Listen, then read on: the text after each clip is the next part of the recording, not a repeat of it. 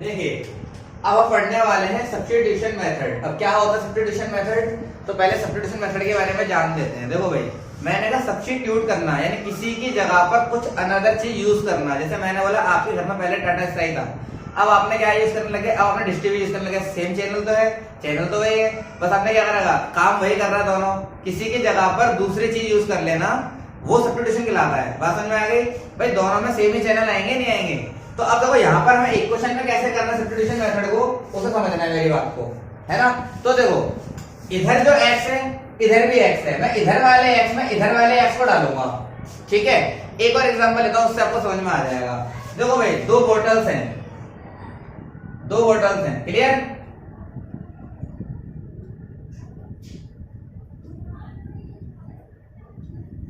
एक बोतल के अंदर है भाई आपकी कोका कोला, ठीक है, और दूसरी बोतल एक और है जिसके अंदर है आपकी पेप्सी,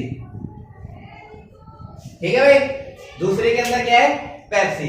अब मैंने बोला कि अगर हम कोक को एक गिलास के अंदर डालें, कोक को एक गिलास के अंदर डालते हैं, ठीक है, और मैंने कहा ये वापस से इस गिलास को इस कोक के अंदर डाल दिया, कोई चेंजेस होगा भाई? बताओ, इस सॉल्ट में कोई परिवर्तन होगा? मैंने क्या करा, कोका कोला को इसी के अंदर डाला और वापस से इस गिलास को इसी के अंदर पलट दिया, कोई चेंजेस हुआ?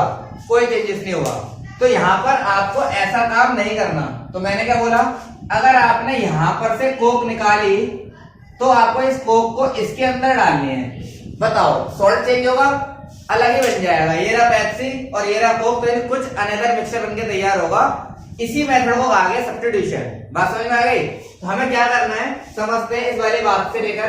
तो देखो मैंने क्या बोला, हमारे पास दो इक्वेशन है, इक्वेशन 1 एंड इक्वेशन 2। इन दोनों इक्वेशनों से अपने को काम करना है। तो मैंने क्या करा, किसी भी एक इक्वेशन को उठा लो, यानी किसी भी एक इक्वेशन से वैल्यू निकालो, यानी किसी भी एक इक्वेशन से बॉटल में से गिलास के अंदर कुछ पलटो। तो मैंने सपोज कौन सी इक्वेशन ले ली, मैंने इनमें से ले ली फर्स्ट इक्वेशन। तो मैंने कहा फ्रॉम इक्वेशन फर्स्ट। अब देखो कोका कोला मैं गिर रहा हूं किसी गिलास के अंदर, पहले क्वेश्चन से वैल्यू निकाली, तो x plus y is equal to 14। Clear है? यहां से किसी की वैल्यू निकालो, चाहे x की चाहे y की, जो आपकी मन करे।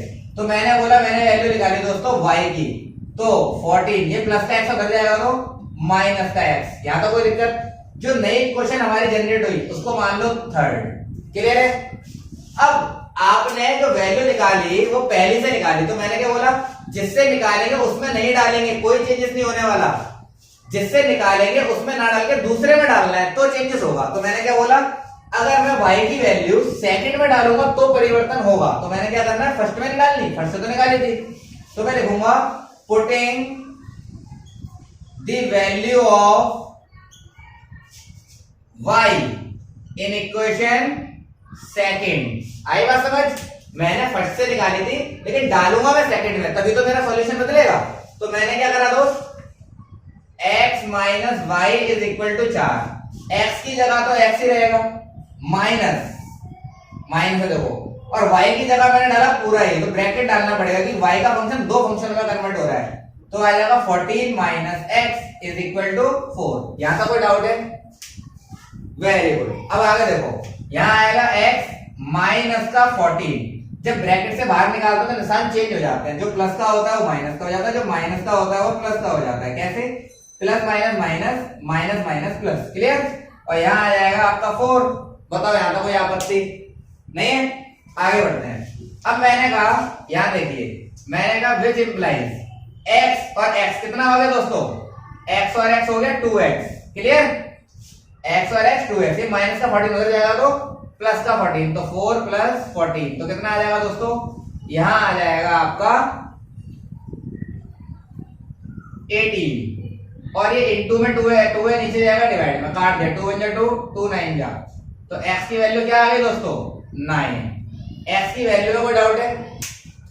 अब आपने क्या करा, x की वैल्यू को फाइंड आउट कर लिया। अब आपको इस x की वैल्यू को अगर मैं थर्ड इक्वेशन में डालूं, तो थर्ड इक्वेशन में x की वैल्यू डाल दो, तो क्या मेरी y की वैल्यू नहीं निकल जाएगी? तो मैंने बोला फ्रॉम इक्वेशन थर्ड इक्वेशन से ले लिया भाई।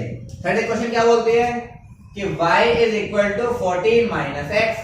तो 14 और x आपने क्या निकाला था 9, तो कितनी वैल्यू आ जाएगी 5। अब देखो ये आपने y निकाला, ये आपका x निकल गया। आप एग्जाम में बैठे बैठे भी अपना आंसर चेक कर सकते हो। कैसे? इन दोनों इक्वेशनों में से कोई सी इक्वेशन एक उठा लो, सही है। सपोज मैंने पहले उठा ली, तो पहले क्या है x plus y is equal to 14। अब LHS साइड में x और y की वैल्यू जो आपने निकाली है उसको पुट डाउन करो, आपकी RHS आ जाएगी। तो देखो मैंने डाला x की जगह 9, y की जगह 5, क्या जोड़ने से 14 आ रहा है? बताइए। तो LHS is equal to RHS आ रहा है? यस। तो कोई भी माई का लाल इसे काट नहीं सकता। जो आपने आंसर निकाला है वो परफेक्टली है, वो बिल्कुल ठीक है। तो आपका पूरे नंबर मिल जाएंगे जितने भी मार्क्स का क्वेश्चन है ना। ये 3 नंबर में आता है। क्लियर है मेरी बात? आप दूसरी में भी डाल के चेक कर सकते हैं। देखो x की वैल्यू कितनी थी 9, क्लियर।